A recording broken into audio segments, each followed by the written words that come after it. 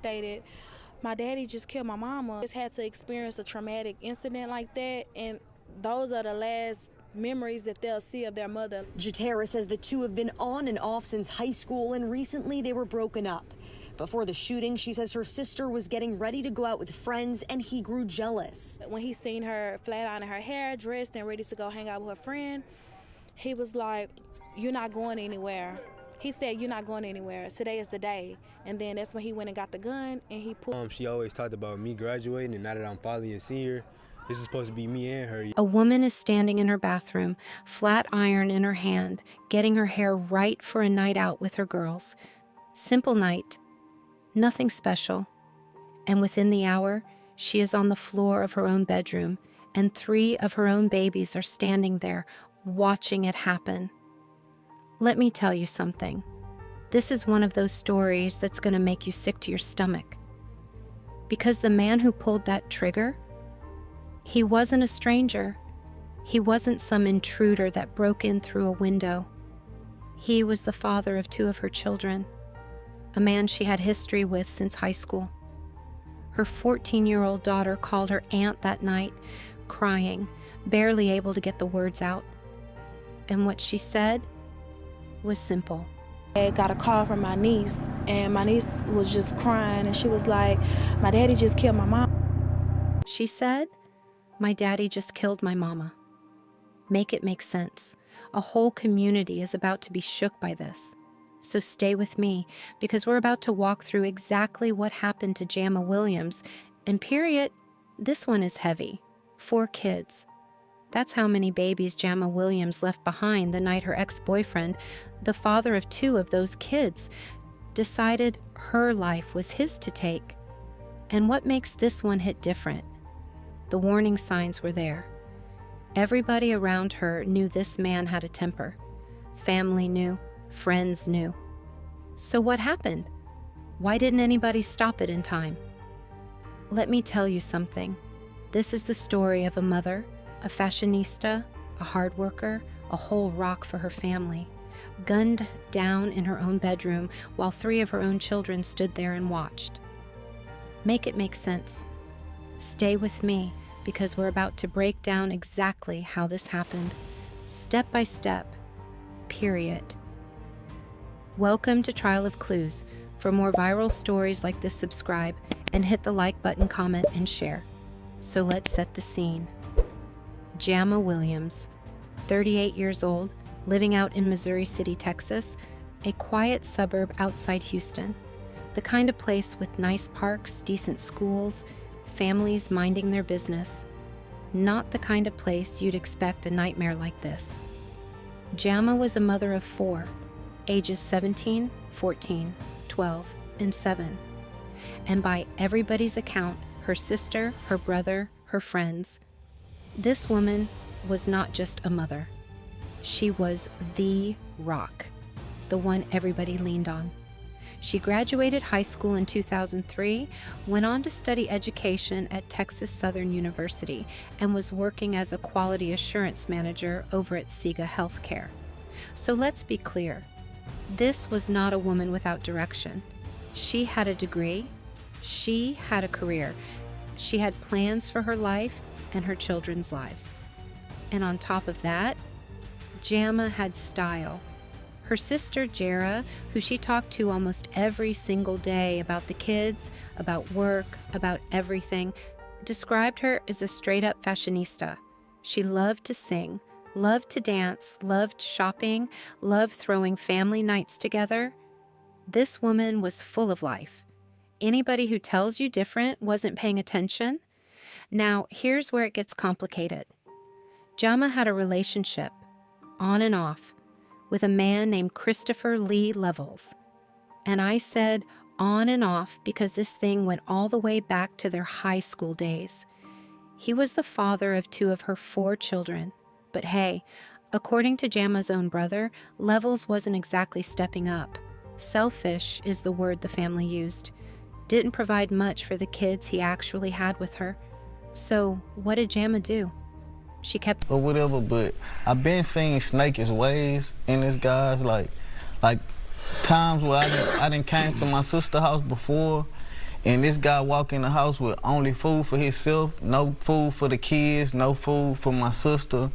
And right then and now, I knew how selfish he was, because how can you come home without food for your family and you the man of the house? You only come home with food for yourself.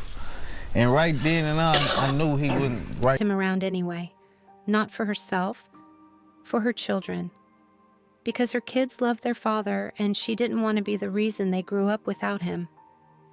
And here's something the family made real clear afterward. This wasn't the first sign of trouble. Levels had allegedly threatened Jama before. She only let him come around so much because the children, they love their dad so much, so they always wanted him around. My sister felt sorry for him, so she would let him come spend nights and things like that. She told him that he had until Sunday, which was the 12th, to stop just popping up and, you know, spending the night and things like that. More than once. But according to the people closest to her, those threats never turned physical. Not until the night it mattered most. Moving on, because right before all this happened, Jama and Levels had broken up. Again. Only this time, Jama told him straight up he had 2 days. 2 days to get his things and get out of that house for good. She had no idea that ultimatum would be one of the last conversations they'd ever have. November 10th, 2023. A Friday night. Jama had plans. Simple plans. She was getting ready to go out with her girlfriends, doing her hair, getting dressed, probably looking forward to a night where she could just breathe and be herself for a few hours. But Levels was still in the house. Remember, she'd given him 2 days to leave, and those 2 days weren't up yet. And watching her get ready to walk out that door, something about it set him off.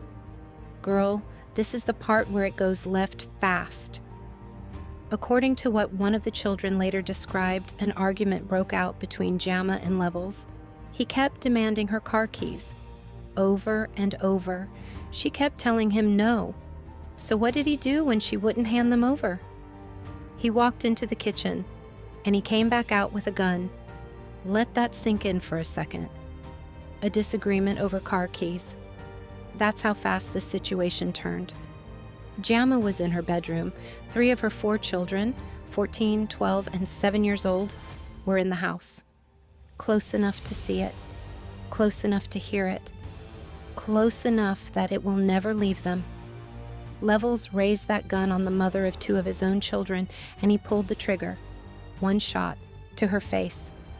And then, according to what the children told family afterward, he looked at what he'd just done and said he couldn't believe he'd just shot her. Then he ran, straight out of the house, straight into Jama's own car, and he was gone. Her 14-year-old daughter grabbed a phone, called her aunt, Jera, who was just clocking out of work for the night, and through tears, barely able to get the words out, she said it. "My daddy just killed my mama." Jera dropped everything, sped straight to her sister's house, trying to keep her niece calm on the phone the entire drive over. But by the time she got there, it was already too late.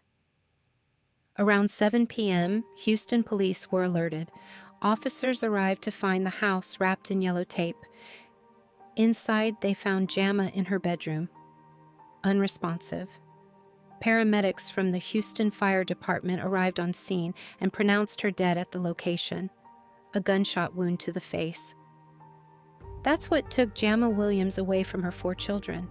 So what?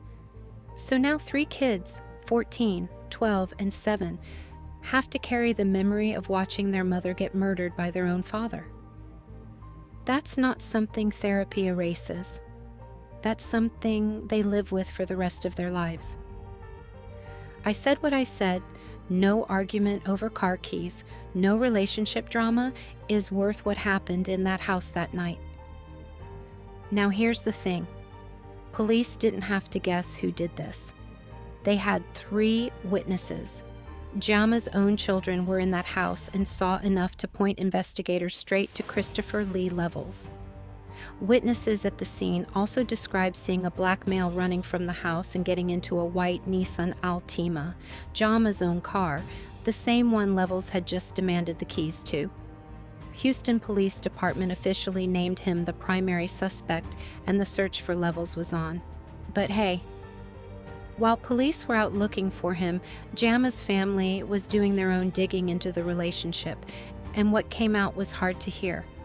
Jarrett revealed text messages where Levels had allegedly threatened to kill Jama, and not just her. He'd threatened to kill whoever she was talking to as well. So this wasn't some isolated moment of rage. This was a pattern that had been building for a while, and the family says they never thought it would actually get to this point. Meanwhile, the community started rallying. News stations picked up the story. Jama's family did interviews, begging for the public's help finding Levels, saying they believed he was still armed and knew exactly where all of them lived. That's a special kind of fear, mourning your sister while also wondering if her killer is coming for you next. And in the middle of all this grief, Jama's oldest child, Jaden, spoke to reporters. He talked about how his mom was so proud of him becoming a senior. Not just a senior, but a senior with honors. He talked about how she always looked forward to his graduation, his games, watching him walk that stage. Now she won't be there for any of it. Friends and family also organized a vigil, releasing balloons in Jama's memory, holding on to each other while praying for her killer to be caught. Christopher Levels stayed on the run for 6 days. Then, on November 16, 2023, he turned himself in. The Fort Bend County District Attorney's Office moved forward with murder charges against him based on the preliminary investigation and the witness statements gathered, including from Jama's own children. Courtroom proceedings in this case have been limited, but the family made one thing clear during interviews tied to the case moving forward. They weren't just fighting for an arrest. They were fighting for accountability, for their sister, for their nieces and nephews who watched it happen. Jameka Williams should still be here, raising her 4 children, building her career, being that fashionista, that rock, that big sister and daughter everybody could call.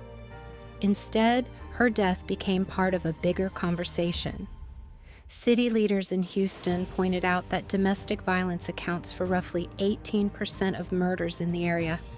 And Jama's sister, Jara, has been using her platform ever since to push one simple message: believe people when they tell you they're being threatened. Don't wait for the physical violence to start believing the verbal threats are real. Her family started a GoFundMe to help raise her 4 children moving forward, and the community showed up, surpassing the original goal. So what do we take from this? Look out for the people around you. If someone in your life is telling you they're scared, telling you they've been threatened, oh, listen. Believe them.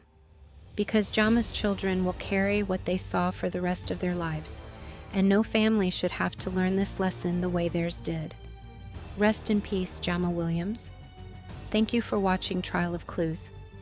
And if this story moved you, don't forget to like, subscribe, and share it, so her story keeps reaching the people who need to hear it.